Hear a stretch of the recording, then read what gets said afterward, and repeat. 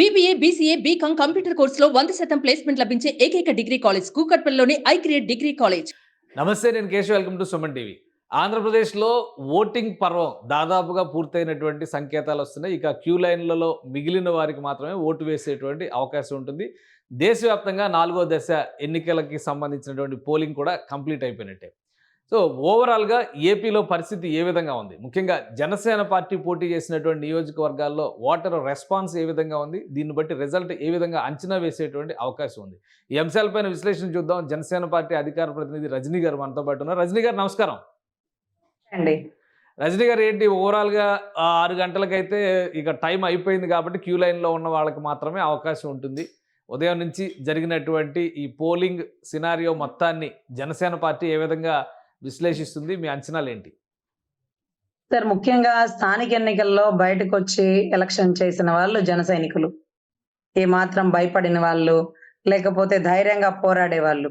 ఈసారి చక్కగా ధైర్యంగా టీడీపీ జనసేన కలిసి ముందుకు వెళ్తున్న పరిణామాలు, బీజేపీ అండదండలు సహాయ సహకారాలు అందుతున్న పర్వం ఇది. ఎందుకంటే మనం చూసాం, ఈరోజు నరసరావుపేట, పల్నాడు పరిసర ప్రాంతాల్లో ఎంపీ లావు శ్రీకృష్ణదేవరాయలు గారి మీద ఒక పెద్ద బండరాయే వేశాడు. గతంలో ఆయన వైసీపీలో ఉన్నప్పుడు ఎటువంటి దుర్ఘటనలు జరగల, చక్కగా సాఫీగా ఆయన ఎలక్షన్ అయిపోయింది, వారు వన్ సైడ్ అయిపోయింది. ఈ రోజు ఆయన టీడీపీకి రాగానే వైసీపీ దుండగులు ఈ రోజు ఆయన మీద దాడి చేస్తున్న పర్వం చూస్తుంటే ఇక ప్రజాస్వామ్యంలో సాధారణ పౌరుడు కాదు, పార్లమెంట్ సభ్యుడికి కూడా రక్షణ లేని పరిస్థితి. అదే రకంగా మాచర్ల పరిసర ప్రాంతాలండి. అంటే ఆల్మోస్ట్ అక్కడ ఇప్పుడు నుంచున్న వ్యక్తి జోలగంట బ్రహ్మానందరెడ్డి గారు ఎవరైతే ఉన్నారో అక్కడ రౌడీ షీటరా, లేకపోతే గొడవలకి రౌడీ రాజకీయాలకి కీలక పరిణామ పిన్నెల్లి రామకృష్ణారెడ్డి గారు కానీ, తురకా కిషోర్ గారు కానీ, వీళ్ళందరూ ఎవరంటే అంతకుముందు బుద్ధా వెంకన్న గారితో, బోండా ఉమా గారితో దాడి చేసిన పర్వాలు ఇవన్నీ చూసామండి. మాచర్లలో సాగర్ పరిసర ప్రాంతాల్లో మాకు విరుద్ధంగా ఓటేస్తే మీ ఇంట్లో మందు బాటిల్స్ పెడతాం, మీ ఇంట్లో గంజాయి పెడతాం, ఈ సాగర్ దగ్గర ఉండే ఇళ్ళు కాబట్టి కరెంట్ కట్ చేస్తాం, వాటర్ ఆపేస్తాం, ఇలాంటి భయభ్రాంతులకు గురి చేసినా సరే ప్రాణాలు అరిచేత్తో పెట్టుకొని అక్కడ నిలబడ్డ బలమైన జన సైనికులు ఈ రోజు మాచర్ల గెలుపుకు కారణం అండి. Of course TDP equal priority ఉన్నప్పటికీ, టీడీపీ బలంగా ఉన్నప్పటికీ ఈ టైంలో పోరాడడానికి జన సైనికులు కావాలండి. ఎందుకంటే తన్నులు తినాలన్నా, 4 తన్నులు తన్నాలన్నా ఈ రోజు ధైర్యంగా ముందుకు వచ్చే వాళ్ళు సైన్యమేనండి. ఈ రోజు ఎప్పటికీ సైన్యమే బోర్డర్లో యుద్ధం చేయాల్సింది. సో ఖచ్చితంగా ఈ రోజు బాబు గారు ముఖ్యమంత్రి పదవి అధిరోహించాలి, పిఠాపురంలో భారీగా పవనన్న మెజారిటీ చూపించాలని ఈ రోజు 175 నియోజకవర్గాల్లో సైన్యం విస్తృతంగా ప్రచారం చేస్తూ పనిచేస్తున్నారండి. సరే, ఓవరాల్గా ఇప్పటి వరకు అంటే 5 o'clock వరకే అప్డేట్స్ ఉన్నాయి కాబట్టి 68% ఓటింగ్ జరిగినట్టుగా అంచనా వేస్తున్నారు. లాస్ట్ టైం పర్సంటేజ్తో చూస్తే కనుక ఈసారి ఒక 3-4% పెరగొచ్చు అని చెప్పని అంటున్నారు. సో ఏ విధంగా చూస్తున్నారు జనసేన పార్టీ నాయకులు? ఈ పెరుగుదల అనేది ఎవరికి అడ్వాంటేజ్ అవ్వచ్చు? అలానే కొన్ని చోట్ల జనసేన పార్టీకి సంబంధించినటువంటి నియోజకవర్గాల్లో కూడా పోల్ పర్సంటేజ్లు 70% వెళ్ళినాయి. పిఠాపురంలో 70% ఇప్పటికే వెళ్ళిందని చెప్తున్నారు, 71% దాకా వెళ్ళిందని. ఇవి జనసేనకి ఎట్లా కలిసి వస్తుంది అనుకుంటున్నారు మీరు?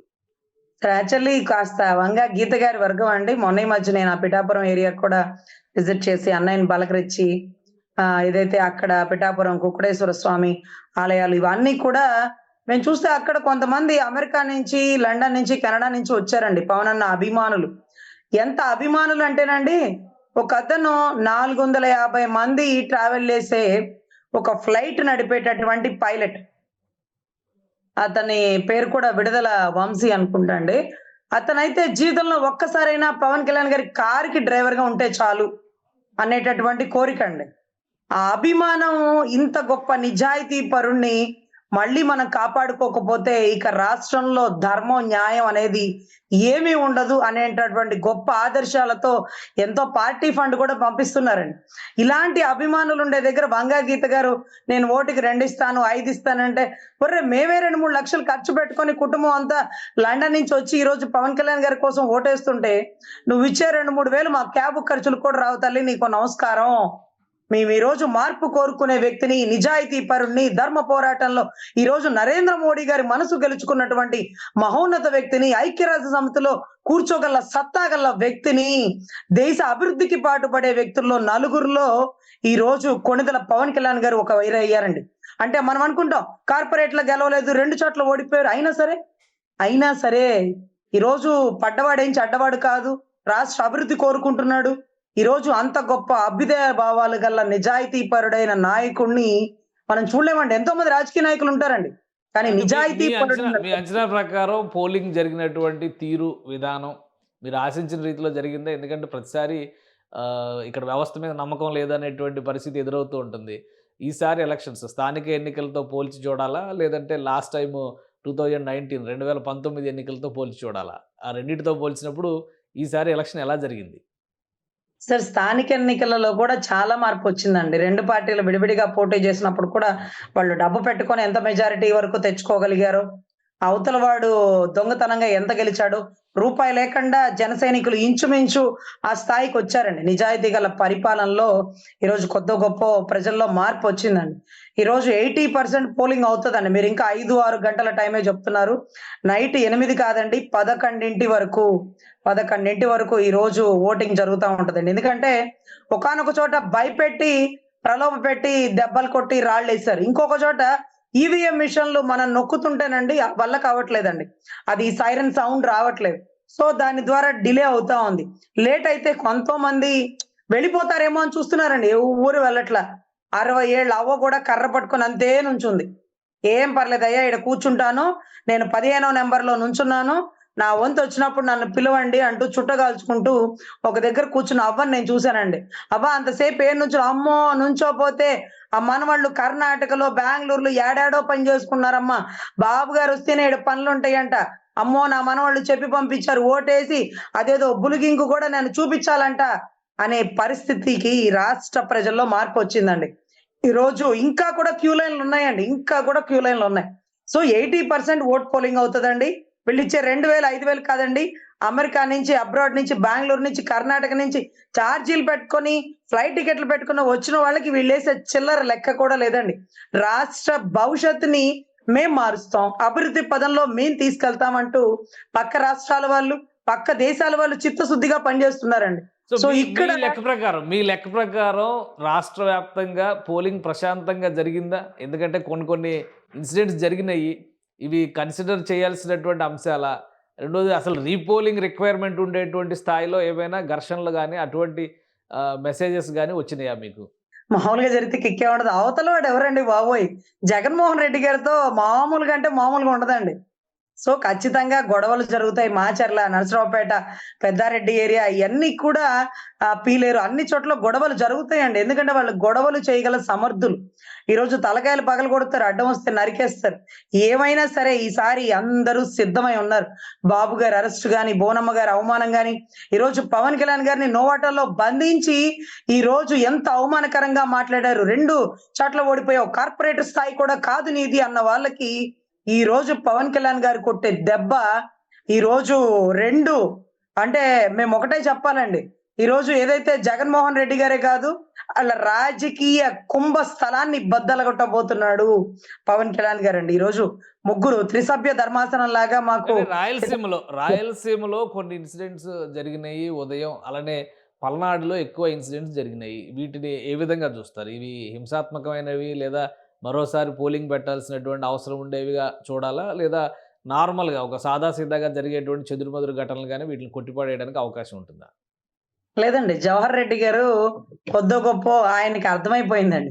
మా ప్రభుత్వం మారిపోతుంది, ఎక్కువ తక్కువ చేస్తే నన్ను కూడా కోర్టుకి లాగేస్తారనుకున్నారేమో. అక్కడక్కడ కొంత చెదురుమదురు ఘటనలు జరిగినప్పటికీ ఆయనలో మార్పొచ్చింది. ఎలక్షన్ చాలా ట్రాన్స్‌పరెంట్ గా జరిగింది. ఈ కొట్లాట్లు, గొడవలు అంటారా, ఓడిపోతున్నారన్న భయంతో ఏదైతే పాపం తెనాలి ఎమ్మెల్యే కూడా ఒక ఓటర్‌ని కొట్టేశాడు. ఎలక్షన్ ఓటింగ్ జరిగేటప్పుడు ఎంత కోపాన్నైనా తమాయించుకోవాలి. ఓటర్ మహాశైలారా, ఓటర్ దేవుళ్ళారా అన్నప్పుడు దేవుణ్ణి దేవాలయంలో కొడితే ఊరుకుంటాడా అండి పూజారి? తాట తీసేయడు, బయటికి గెంటేయడు. సో ఓటు వేసే వాళ్ళ మీద కూడా ప్రభావితం చూపిస్తుందండి. దానికి ఆయన చెప్తాడు, దళితులను తిట్టాడంట. అరే నువ్వు క్యూ లైన్ పాటించకుండా ఓటేయడానికి ఏమయ్యా నీకు అంటారు గాని, నువ్వు పేద బడుగు బలహీన వర్గాల పార్టీ, నువ్వు దళితుల పక్షాన నిలబడుతున్న పార్టీ అన్నాడండి.